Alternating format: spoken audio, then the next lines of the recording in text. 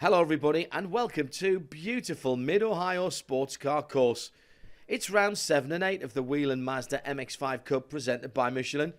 Shea Adam is alongside me, John Hindhaugh, in the IMSA Global Broadcast Centre. Now before we get to today's race, let's take a look back at rounds 5 and 6 from WeatherTech Raceway, Laguna Seca.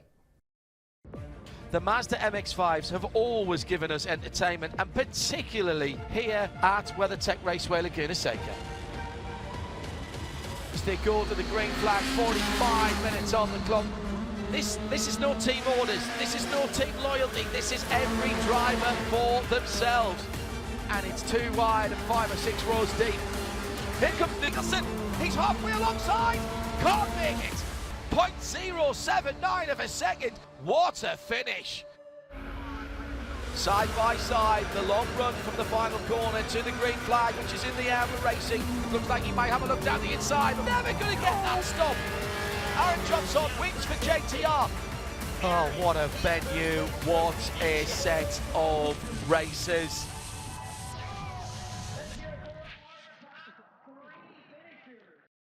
Amazingly, and although we've hit the halfway mark in the season, there's not yet been a repeat race winner. And there's only 250 points separating the top 5 drivers. BSI's Connor Zilic returns to the grid this weekend. He took the checkered flag first in race 1, and he's hoping for a perfect weekend here in the Buckeye State. Aaron Jeansonne is still the championship leader, a 5th place finish in race 1, but he has his eyes set on a podium finish in round 8. Nathan Nicholson has an 80-point advantage over Western Workman in the rookie standings. And after his best finish of the season at Laguna Seca, Woody Hyman, an Ohio native, is looking for a good performance in front of his home fans. Tighten those straps, let's get to the start of round number 8. As we place ourselves just outside Lexington, Ohio, in a 2.4 mile 13 corner circuit. That is literally a little bit of everything here. A couple of technical corners, a long fast straight into a heavy downhill braking area, hairpin at the keyhole, opportunity to pass there. That big braking area down at turn 4, opportunity to pass there. The good news, as we said yesterday, and this was borne out in the race, these Mazdas are so small and so nimble they can pass pretty much anywhere. Right, you're up to date. We're coming to the green flag. We're already counting down for 45 minutes, and we are racing at Mid-Ohio. Good start from the inside line. Drivers right by that blue and black Gresham Wagner number 5. Already, did we get 5 across the track there for a moment? I think we did. Magnificent stuff, like 1970s Formula Ford with fenders. That's what we're looking at the moment, through madness for the first time. And it looked like we had the number 72 car of Connor Zilic on the grass for a moment there, but he's managed to hold on to probably 6th or 7th position. Wagner, Thomas, Jeansonne, Nicholson, Fletcher, Zilic still in 6th, from DaCosta, Cicero in 8th, John Jotuan and Grant West are your top 10. Big sideways moment from turn number 1, and the bright yellow car, once again as it did yesterday, catching the eyes of race control as he elbowed his way back on. Now let's see. No, it wasn't a push, I don't think, as we saw in the background there, but a lot of dust thrown up. And the change of lead. Well, this is very early indeed for Jared Thomas to go to the front of the field. Thomas then from Wagner in the first of the blue and black cars. The 24 is Sam Paley. Now, standard pass down into turn 4.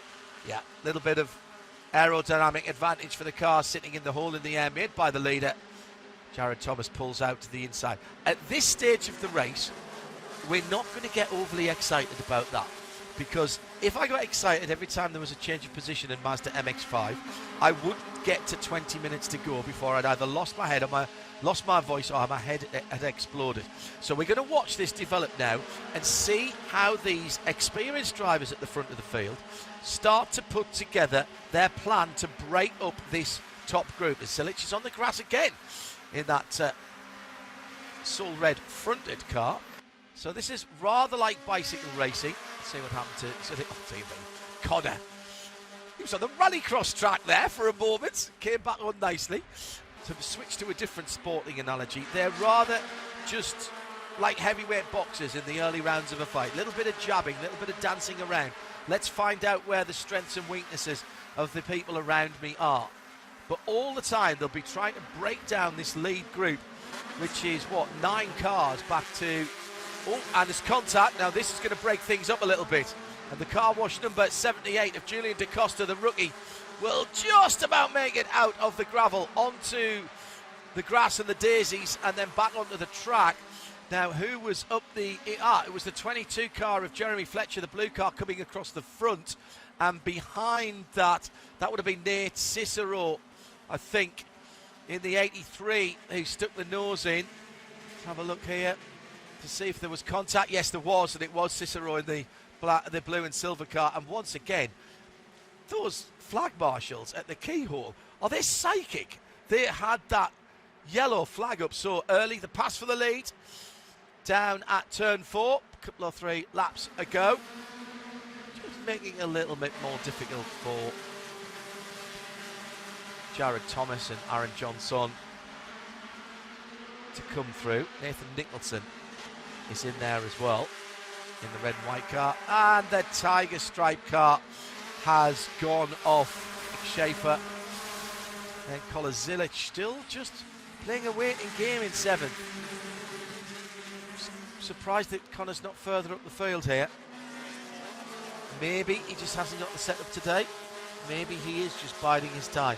250. Oh, slide for the number 56. Now, who was that? It was Nathan Nicholson. I was going to second guess myself there, but it was the Whelen car.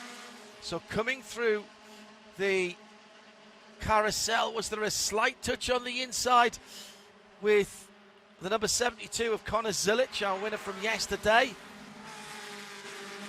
Blue and white seemed to be a fairly popular livery this year. The lighter blue front end.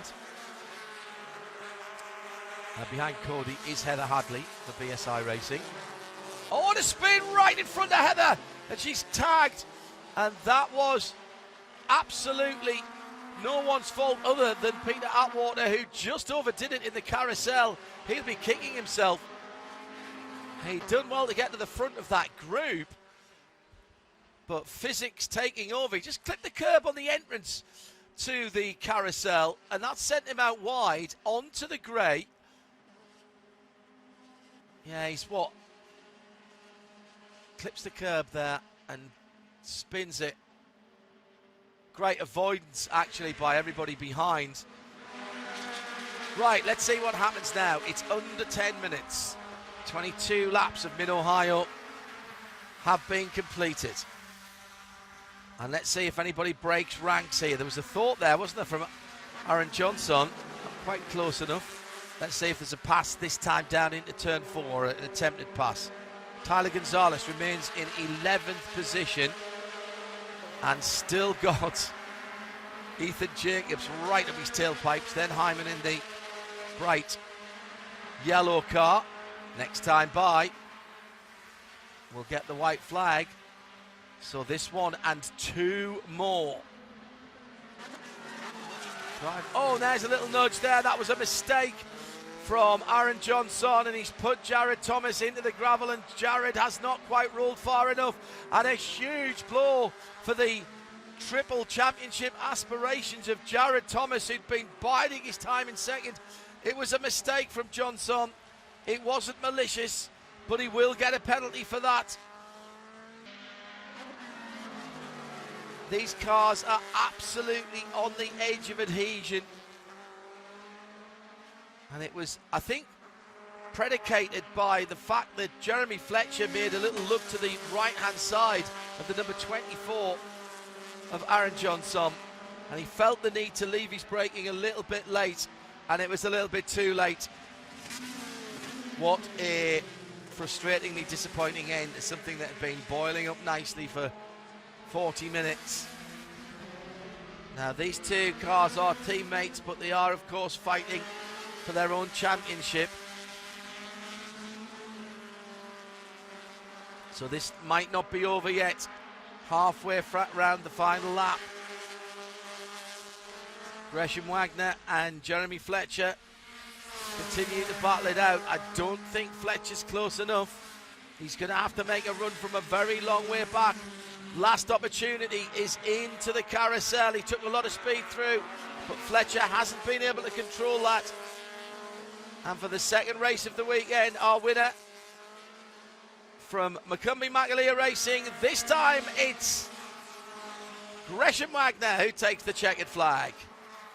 An uncharacteristically quiet finish for a Mazda race, but not so further down the field, where still for 10th position, Tyler Gonzalez, Nicholson just ahead of him, Jacobs just behind him, the two rookies. And they go through, and Jacobs has got back ahead of Gonzalez. Gresham Wagner leads a McCumbee McAleer podium sweep, and he becomes the first repeat winner of the season. Let's hear from him down in Victory Lane. I had a third place run yesterday and thought I could have had the win then, so definitely was shooting for the top today. And you know, I was going to pull out a few different tricks for the end there, and unfortunately there was a bit of an incident. So I don't want to say it fell to me, because I definitely had a quick car and think I earned that one, but you know, was a less dramatic finish, I guess, than I expected. So was just lucky to be out front, have good pace, and you know, be there at the end and not get caught up in that. Well done to Gresham Wagner, and a 1-2-3 means many congratulations to the entire McCumbee McAleer Racing team. Before we leave Mid-Ohio, let's take a look at the provisional MX-5 Cup point standings, and we've had a bit of a shake-up in the top 5. Gresham Wagner, the biggest mover, he's up from 4th to 1st in the championship after a superb double podium weekend here. It was also a strong weekend for Jeremy Fletcher. He's gone up 1 spot into 2nd place, and he's only 60 points behind the championship leader Wagner.